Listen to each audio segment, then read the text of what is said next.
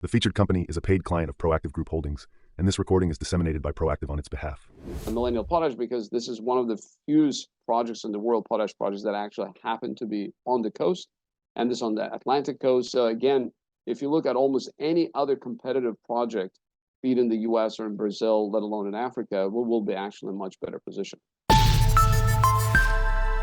Welcome back inside our Proactive newsroom, and joining me now is Farhad Abasov. He is the chairman of Millennial Potash. And Farhad, good to see you again. How are you? Good. Thank you, Steve. Great to see you.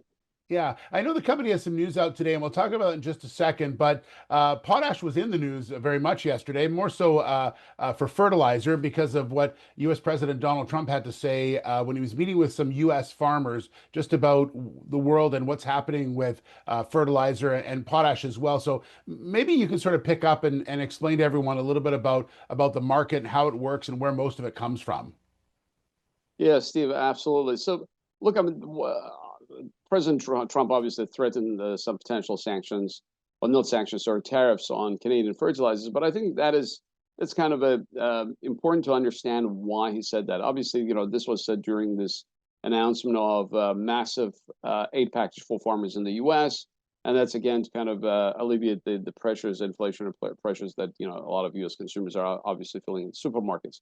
But the key thing about fertilizers, specifically about potash, is that all of the major countries, and U.S. is not an exception, actually import most of their potash. So if you look at the U.S. specifically, almost 97% of potash that the U.S.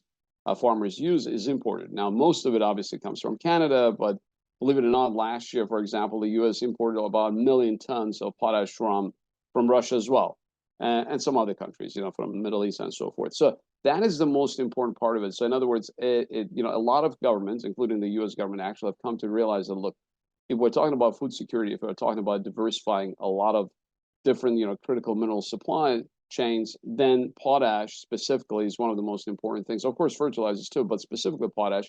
And again, the U.S. is not an exception. If you look at Brazil, for example, over 95% of their potash is imported. India, 100% of potash is imported. 75% of Chinese needs are obviously met with imported potash and so forth. So a lot of countries, again, across the world are waking up to this, realization that, okay, so we've been dependent on a handful of suppliers. Now, what can we do to diversify away from it? And in the end, is it not necessarily about slapping a tariff on a country like Canada as far as bringing, but more so in controlling prices by having lots of availability of the product in a lot of different areas around the world? Yeah, that's exactly right, Steve. So if you look at, again, the supply-demand picture today in potash space specifically, you will see, again, probably about half a dozen countries supply potash, and three of them, Canada, Russia, and Belarus, supplying almost 75% of the world's potash. And the rest of the world obviously imports potash. So the key thing here is how you can actually diversify. Now, the U.S. is talking about actually doing, so let's say, again, theoretically, imposing tariffs on Canadian potash or Canadian fertilizers. But again, how are they going to do it? If you look at the U.S. production right now, there isn't enough potash coming out of the U.S. to meet even 5% of U.S. demand domestically. So there's only one producer currently, and they're barely breaking even. And if you look, for example, at their resource base versus what we have in Gabon, Millennial Potash, it's a fraction of what we have in Gabon. So in other words, it's going to be very difficult to replace any imported potash in the U.S. with domestic production. However, our project in Gabon, being on Atlantic coast and with very low cost economics, will be best positioned to actually supply quite a bit of that potash to the United States. And again, not only to the U.S., to Brazil as well, and of course to Africa. And Farhad, is there an opportunity around the world for everyone to make a good living at providing this particular product as far as potash is concerned? Because Canada will look at it as going, we've supplied all this for this amount of time, but you're suggesting that there are other opportunities out there as well. The need for fertilizer is growing. There's a lot more that's needed. So is there an opportunity for everyone to be successful here? Steve, there are quite a few different, fertilizer projects worldwide. I'm talking, of course, about development projects, but not all of them will see the light of the day, primarily because of the cost structure that they have and the economics. Some of these projects, like specifically in potash, have tremendously challenging capex requirements, in billions of dollars. So I don't think those will actually get to production. And you don't have to go far. Look at BHP. BHP has been developing a very large potash project in Saskatchewan, and they've already spent billions and billions of dollars, and they still have quite a bit of a budget overrun, and they're still not going to be able to hit their original timeline. So it's still going to slip by another 2-3 years. So in other words, it's not just kind of confined to limited to juniors, but even large companies. And BHP is one of the largest mining companies in the world, if not the largest, still having those facing those challenges. So the key thing is to look at the economics of the project, look where it's located, the logistics, and that's why I mentioned Millennial Potash, because this is one of the few projects in the world, potash projects, that actually happen to be on the coast, and this on the Atlantic coast. So again, if you look at almost any other competitive project, be it in the US or in Brazil, let alone in Africa, we will be actually in a much better position. And yes, the world will need more potash coming from jurisdictions like Gabon, that's for sure. And that's, I think, the realization that a lot of these large agricultural nations are coming to. And the question is, again, who they're going to support. As you know, USDFC already came in and signed a strategic partnership agreement with Millennial Potash.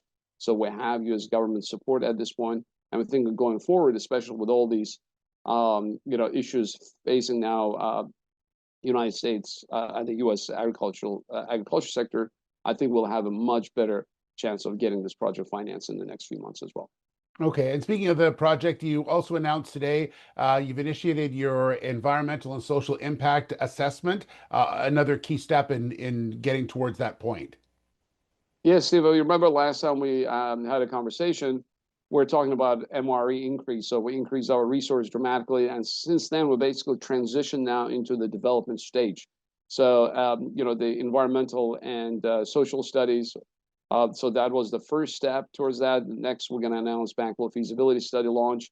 Now, we will be looking at a whole bunch of things under ESIA, meaning, we'll be looking at hydrology, hydrogeology. We'll be looking at obviously doing studies on water, air, and soil quality. So everything to make sure that we have a minimal environmental impact as we proceed with the development of our project. Now, one thing that I want to bring to the attention of your viewers is that we always comply with what they call IFC, International Finance Corporation performance standards. Those are like gold standards for environmental compliance. And we've been doing this for the last 10, 15 years. And of course, with this project, we're doing the exact same thing. And we have a huge advantage here, Steve. You remember, we're going to use solution mining for extraction, and then, of course, for processing of potash. And then again, by definition, that approach has minimal environmental impact. So regardless, we're going through the full study right now. It will be done in the next few months as well. And that will form a part of our mining application in the next few months as well. All right, we'll wait to hear more about that. Farhad, thanks for the insight. Really appreciate it. Great talk today, and we look forward to our next conversation. All right? Thanks so much, Steve. Take care. All right, you as well. There's Farhad Abasov, the chairman of Millennial Potash. The featured company is a paid client of Proactive Group Holdings, and this recording is disseminated by Proactive on its behalf. It is for informational purposes only and does not constitute investment advice, an offer, or a solicitation to buy or sell any securities. Viewers should conduct their own research and consult a qualified financial advisor before making investment decisions. The views expressed are those of the speaker and do not necessarily reflect those of Proactive Group Holdings, trading as proactiveinvestors or its affiliates. No responsibility is accepted for any loss arising from reliance on the information presented.